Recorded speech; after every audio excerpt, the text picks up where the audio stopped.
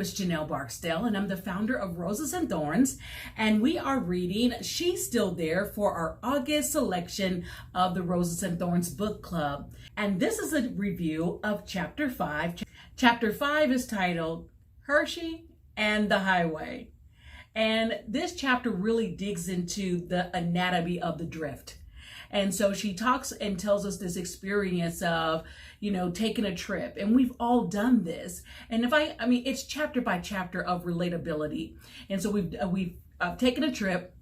You get your snacks together, and lo and behold, the handbag falls on the floor. Your favorite snack is on the floor of the car. And so her choice to lean over and to choose to try to get that snack, that a long-awaited Hershey bar with almonds, which is one of my favorite chocolate bars, and to take that risk.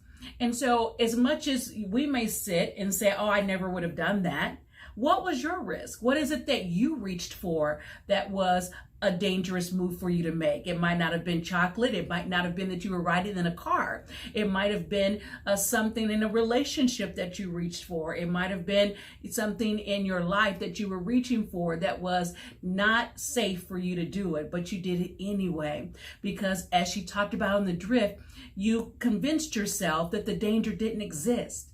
And so it is so important that we live in reality of our choices. I love the quote that she gave when she talked about that busyness is the biggest distraction away from living. And it just made me sit back in my seat and go, ooh, yeah. Because all the things that we give up because we're busy.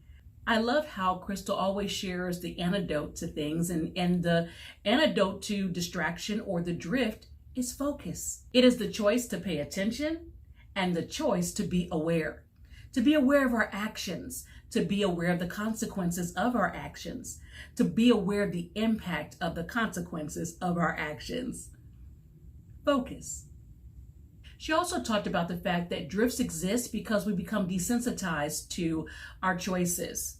There are times when the hair stands on the back of your neck because you know that there's something in you, your knower that says danger. But over time, you start to push that down and push it down so much further that it becomes from a loud voice to a whisper to where you don't hear it at all. And then before you know it, a choice that you would have never done now becomes your norm. And a lot of times with drifts, she talked about us justifying our drifts. Well, this happened because of that. And if I hadn't done that, if that hadn't happened, then this wouldn't happen. The cause and effect, just justifying our actions. Instead of just owning the fact that you made the choice, you made the decision. And when she said in that medium, she was just stunned. Like, who puts their life at risk for an almond chocolate bar? Who does that? And as much as we might sit and judge that, what choices have you made that were risky? And then you realize the drift didn't have to happen. You had a choice. You made a clear, distinctive decision. And so when we can recognize that and again, fight against the drift, it keeps us from making risky choices. So when you're about to make that decision, that risky decision that's going to careen you off the highway of your life, you have the power to change the course of action. I think it's important to recognize whenever you have discomfort in a decision, that's a gift. It means that your conscience is still present, that you still have a focus, that your drift is coming back into alignment. It's a gift. One of our reflection questions is, what are the distractions in your life that are keeping you from living fully aware?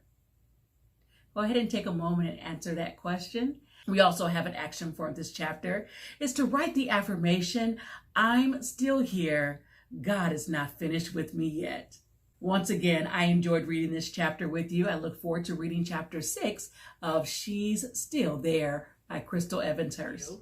As always, if you haven't already done so, please subscribe to the Roses and Thorns YouTube channel. To be aware of when we're posting videos, go ahead and choose that notification bell, and you can like, share, and comment on the videos. Also, take a visit to the website, www.rosesandthorns.org, And when you're there, you'll find the resources that are available, which include free printables as well as chapter reviews for each of the chapters. I look forward to connecting with you in chapter 4.